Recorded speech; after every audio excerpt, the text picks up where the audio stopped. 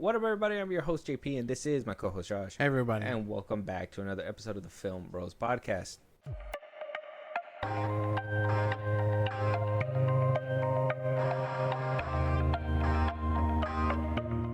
All right, Josh. It's time for us to get a little, dare I say, loony. Looney. Right? I like this episode. I like what we're about to talk about. The only best way that I can like stamp this is nostalgia for multiple reasons. Not just for like the old characters brought into a modern time, you know what I mean? But like because of like the finer details that I kind of want to talk about, but I don't want to talk about it right here because it's still the beginning. But Josh, let them know what we're talking about today and we can start discussing it. We are discussing The Day the Earth Blew Up, a Looney Tunes movie, 2025. UFO. Time for the next phase of my plan. Nothing can stop me now. I hope that shatterproof glass can withstand the abuse. Mother! Looks like it's up to us to save the Earth. Oh, it was nice knowing you guys. Now who gets what?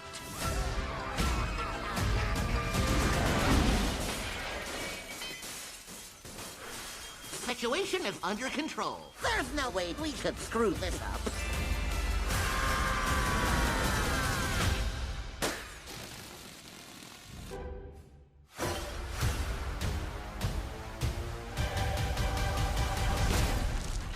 Boy, that almost blew up in our... Yes, Looney Tunes, a new Looney Tunes film, right? There hasn't been a lot of Looney Tunes films that have come out as of like recently. Yeah. I think Looney Tunes has really been under the radar. I even did not know, and I was just telling you right now before we pushed the record button, but like there's a Looney Tunes show that's been running since like 2020, and it's more modern. Yeah. To me, the animation kind of sucks because it's that modern day animation where it's like, you know, on a 2D tablet and they just move it or whatever. So it makes sense for the time and, you know, obviously for the quick pumping out of like skits and all that stuff, but it just feels like something's missing. The hand drawing like has been a missed detail for sure. Exactly. But so I don't want to hold this movie for too long, especially because it took 3 years to pump it out. Thank you, WB. And the process to sell and unsell and resell and do this and that, and all for it to come back onto your streaming platform, and we watch it there anyway. Exactly. Make it make sense. Why couldn't that be it from the get-go? You know what I mean? I'm assuming because they just assumed it wasn't going to make any money, but it's like, I mean, if you don't promote your fucking movie, then you're not going to make any money either. I didn't know that this was in the theaters. If I would have known, I would have probably thought about going. Yeah. It wouldn't have been a hard sell, but exactly. I would have to see a trailer for sure. Yeah. I know you guys thought I was going, and you thought it was a hard sell. No. Looney Tunes still needs to be. You can't even be mad about it. No. Especially me. Like, I grew up with, you know, the live-action Brendan Fraser version where it was, like, back in action. Oh, yeah, back in action. The old, like, 50s, 60s version. Space Jam. So not Space Jam 2. Fuck that. Space Jam with Michael Jordan. Look at my face, LeBron. Because he's the GOAT, you know? Yeah. We only respect one basketball player in here. And I'm just saying, that was before Warner Brothers just decided to stuff all their IP into every fucking movie. Exactly. Like, fuck all that. Yeah. It's nice to see the Iron Giant, but does he have to be everywhere? Not like this. So, Looney Tunes, it was a struggle for it to come out, but apparently it is excelling on the streaming charts. It's debuted on Max. It took about a week to get the ball rolling, but after about a week and people started noticing it, like I said, marketing is everything. People started noticing it. I barely noticed it. I thought it barely came out this weekend, but it came out last weekend. Oh, okay. I guess that's okay. Yeah, so it's like, I mean, you don't know until you're like scrolling through, and then people see it. Kids want to watch it. Boom, boom, boom. Especially on a place where Max basically purged all the kids' stuff, so it's crazy. That they even put it out on Max. So interesting stuff. 86% on the tomato meter with an 88% on the popcorn meter. No complaints. No complaints. But like, where that 12% disconnect? Do you hate fun or what? Basically. I could see where they probably don't like it because there was like a couple things where I was like, it felt off for a Looney Tunes film where like some things picked up, some things felt a little off for me. Maybe not for you because you're the Tide Pod eating generation. What the hell? But it's okay. You made it. It can't help that they It's look okay. like gummies, man. Yeah, you're in the back of the line, and they locked it before you got there. You're like, yeah. shit, it's almost there. I saw the kid foaming at the mouth in front of me. I was like, maybe I don't want to do this no more. Maybe it'll be fun with two. No. So I mean, maybe you have a different aspect when it comes down to this movie, but for sure, me, there was a couple of hiccups because bringing, and especially not watching a lot of Looney Tunes. I guess as of recently, I'm not sure. Obviously, they've always been up to like pop culture and modern day times with their jokes and they were humor. like Gumball before Gumball. Basically, yeah. And I just never kept up with them, so I never knew if they kept up with everything that's been happening or if they had to adapt in a different form or way. I think Looney Tunes as a brand has just been kind of limited to either Six Flags or just knowing that Warner Brothers owns them, and that's about it. Yeah. And they probably are chained up in the bottom of a basement somewhere. I mean, kind of. I think they're testing the waters. I mean, with this one and Coyote and Acme and Actually seeing the light of day, but they sold it. yeah, well, yeah, but that's what I mean.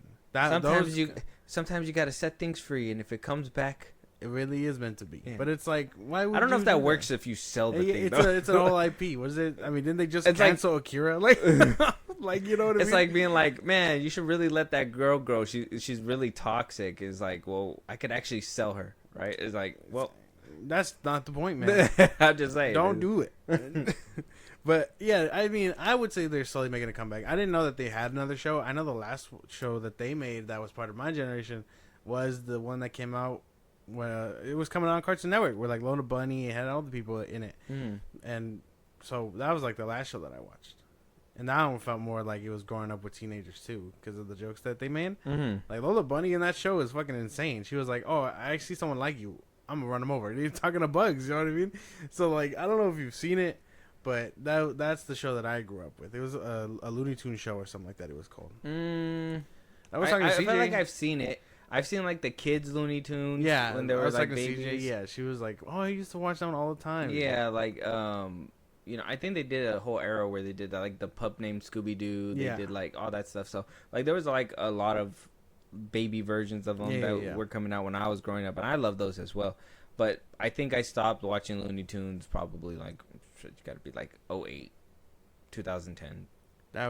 That's when it's time to pick up the Clone Wars. Like the Dark Knight trilogy came out and it just changed my life. Life ain't loony no more when I became a man. when Bane snaps a person's back. It's crazy. The cast, I mean, I'm not sure if these are like people that been doing it, but like Eric Bauza as Daffy Duck, right? Caddy Milo as Petunia Pig. The Invader was voiced by Peter McNichol.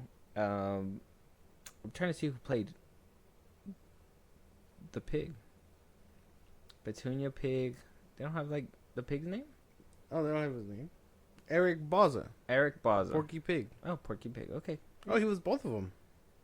Oh, he was both. He was Daffy and Porky. Wow, double bag. Kind of like James Gunn with his. I'm just kidding. That's crazy. Wow, what a crazy string. Candy Milo was Petunia Pig and the old lady. Directed by Peter Braungart. I don't know how much he's done. Let's see how much he's done. Oh, he's done mainly cartoons. He's done like an Uncle Grandpa. He's written for that. He's done work for the Looney Tunes cartoon series. Like he's been a writer there. And if you look at the writer credits, it seems like there's a whole village in the writer credits too. So that it kind of leads me to believe that this movie, if I'll, after watching this and then watching that 2020 series, and I don't know how long it lasted for, but it seems like to me like they kind of took the idea from there and kind of expanded into a real big movie. And I kind of like that they said, hey, if we're gonna do it big, we should at least not cheat the audience and do hand-drawn animation, which I enjoy that. That's pretty neat and that's cool. So I mean, that's my own conclusion, but I mean that's what it kind of looks like. But they have a lot of. It was a nice like change I'm of pace. gonna show you one more time, but look how many writers are on that thing. Like a story consultant, like 4 of them. It's They're like, we can't fuck this up. we have to make phone calls. We have to make multiple phone calls. Yeah. So I mean, Josh, you want to start? You kind of want to give a brief summary of what this movie's about, and then we'll start going into the characters. Porky Pig and Daffy Duck, an unlikely duo, brought up and raised by Farmer John, I think his name was, in a house. Once they grow up in that house, it gets destroyed. In an attempt to fix said house, they have to get jobs, but Daffy is fucking up all their job opportunities. And then they stumble upon the gum factory and Petunia Pig, who hates the gum flavor, but offers them a job at the factory. Daffy, while working there, notices a strange man walk into the facility, put alien goo type into the vat of gum. This all sounds crazy. The vat of gum, because he noticed that was the same goo that destroyed his house. So from there he understands that it turns them into zombies, and it's all because of an alien invasion coming to blow up the earth.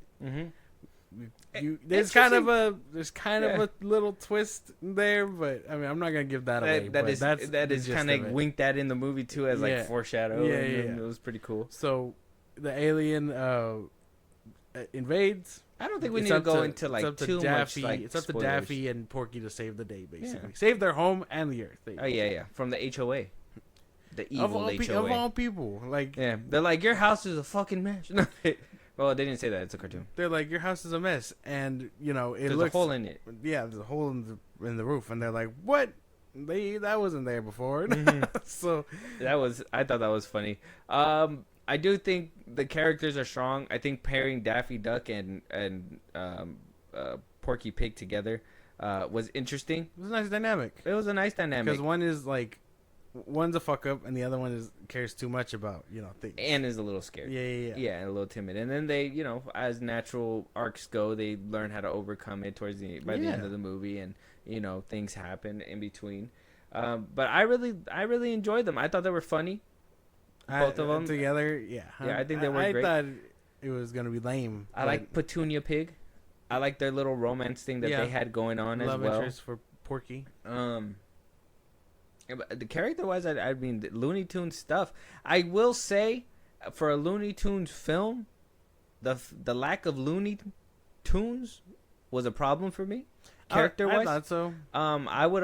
When the alien first popped up, I thought it was gonna be the Martian Man, but then he wasn't there. I thought we were gonna see like some Bugs Bunny, some Elmer Fudd at one point. You know what I mean? Like something to bring the Looney Tunes the whole world. gang. I was expecting the whole gang. It kind of felt a little isolated with the only characters that we got. But I do like scenes like this where this kind of felt like old school retro, like a Looney Tune adventure. But it would have been nice to have a little bit more Looney Tunes. So like I understand why they did it, because they're barnyard animals. So that was like the whole point of like they call them that throughout the film like multiple times. So I understand the dynamic. I love the dynamic. It's just you're right. I would have loved to see the whole gang. Like I was out for the whole time. I was like, is Bugs gonna show up? Is anyone else going to show up to be like, what, the world's going to hell? Like, exactly. And then let's help them or something. Yeah, you said it. When I saw the ship, I was like, oh, we're going to see the Martian. And then it wasn't the Martian. No, it's just an alien, which I thought the alien was funny. He was funny. He was funny, but, it is what it is. And not in the place of the Martian, though. Yeah. That's the only, like, L that I can think of. Oddly, and I think that kind of goes into the world building, because I think Looney Tunes has already established this world, and I think you not having the characters that are beloved within there, at least as like a nod, or to be like, they're over here, wink or something. Especially, because we had a bunch of fourth wall breaks within this movie too. I feel like we're kind of cheated there just a little bit. Just a little bit. I would think that that's kind of one of those points where it would kind of be a turnoff when it comes to the Looney Tunes. Yeah. I don't know what happened there. I was expecting everyone else to. I was gonna say that, but it's cool. Where's the bunny? Basically, where's Lola? Exactly. Like I don't know. Like, that should be mandatory. And Daffy Duck, like, I mean, he didn't have a love interest this time either. That's true too. They could have put what's her name, Daisy Duck. Yeah, they could have like showed how they first met or something. Exactly. I do like the little joke that they did where there was like how Porky got his stutter, where like he hit him on the head, and he's just like. Favorite joke is when he's like, what is it? The audience member, he's like, what? I ain't gonna sit through this. Yeah, that was funny too. There was a lot of funny jokes and like little things that were happening within this film that really brought it to full fruition. The plot for this movie, it was very simple. I mean, I thought you were breaking it down pretty well, but I was like, this is a more simpler film. It was like, you know, it was about the brotherhood between the two of them, and they just basically had to stop an alien invasion. I think the way that they made the movie was nice because the beginning felt like you were establishing the Looney Tune aspect, but then you kind of start getting into like the focus of the film a little bit later. I feel like the beginning was more like you could probably miss it. Yeah. Because I mean, maybe like watch the meteorite come in and all that stuff, but the rest of it was just felt like a bunch of like I don't want to say like cram skits together, but it just felt like more like Looney Tune episodes. Yeah, they had to like speed run their connection a little bit, so that way by the time everything happens, you're like, well, they're best friends, you know, they've grown up together and all that stuff. Brought up by Farmer John, so it was cool. And it was weird that he just kind of like left. I like how he was like this kind of frame the whole time, but then when it was time for him to depart, he was like the most glorious hand drawing I've ever seen in my life. I'm like, what is going on here? Yeah, what is it? What do they call them? Caricatures or whatever? Like how they draw them? You know? So I thought that was when funny. he was hopping away in the beginning. It's like, well, we don't have the money for the animation here, and then it's like a beautiful mist of hand drawings. I'm like, dude, what the hell's going on with this movie? It was insane. But I mean, I see what you're saying, but I don't know. I kind of liked all those small little gags and stuff. So I was kind of vibing with it. I mean, even when they're like, oh, it's time for a Looney Tune adventure, and then like it goes into the square from the old cartoons, and it shows them like doing their shenanigans. I thought that was pretty cool. My only problem with the plot was like the ending, because I was like, oh, so the alien wasn't the bad guy, the real bad guy, and it was like, oh well, heavy spoilers for the ending, but yeah, he wasn't the bad guy. He was actually trying to save the world for Boba. That funny twist, but I mean, you kind of drew out another 20 minutes for almost no reason. Basically, yeah, and that's where I kind of felt. That's why I'm saying like it felt like there was more movie than there was enough plot for the movie. Yeah, like it felt like they needed to do a bunch of switch ups so you can make the rest of the movie. But I think this one would have been perfect if we would have just had like the whole alien thing, and if you would have had those Looney Tune characters like the Martian Man and had that rich history behind them, and you know, probably could have caused some tension, and you know, by the end of it still come out the way that they wanted it to. I just felt like it was a missed opportunity on that part. Kind of, yeah. And then I mean, I like the emotional aspects that came out of it towards the end, I guess. Like Donald and Daffy and Porky choosing to like embrace each other, and you think they go, but then they come back, and it's like, oh, you know, that was nice. So I understand that 20 minutes extra is whatever, but we got a little bit more emotional beats out of them, so it was kind of nice. I enjoyed it for what it was. It was nice. Same. I agree. The I gotta just say, and just, you know, because animation wise, it was beautiful. I gotta say that again. It was so funny. I loved the animation. I think that's like, it was top tier. We need to have more hand drawing things. The fact that they had this, didn't market it, and then on top of that held this film for 3 years. Criminal. What are we doing, WB? Like, that's like, is that worse than the Zack Snyder Justice League offense, or is it like about the same? It's criminal. It's so like lame, because to have all the people do this, have it be hand drawn, and then, you know, hold to a vault. Yeah, okay, sure.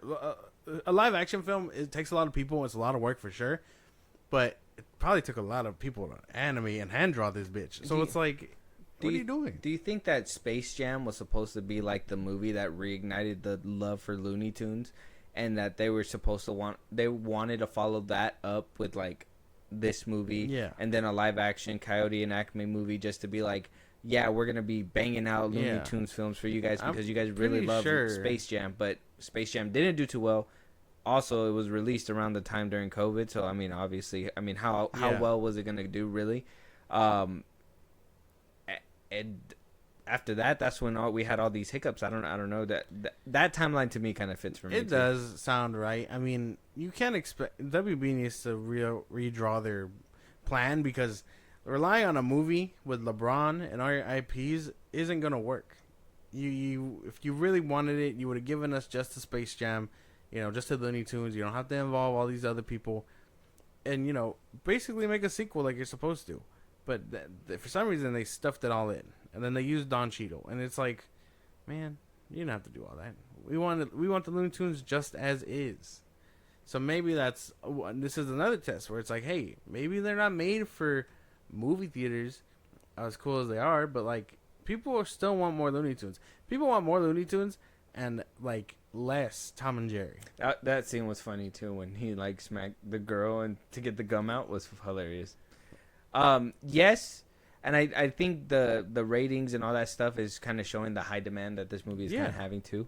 I wouldn't say keep it out of the theaters. I think if they're gonna do hand-drawn movies like this, I think you should really sell the hell out of them, and maybe do what like the anime movies do, where they do like Looney Tunes shows, and then eventually they do a mega movie online or whatever. Not just them, but like SpongeBob does it as well and all that shit too. So and that formula still works because they still put on Nickelodeon SpongeBob movies in the theaters and stuff like that.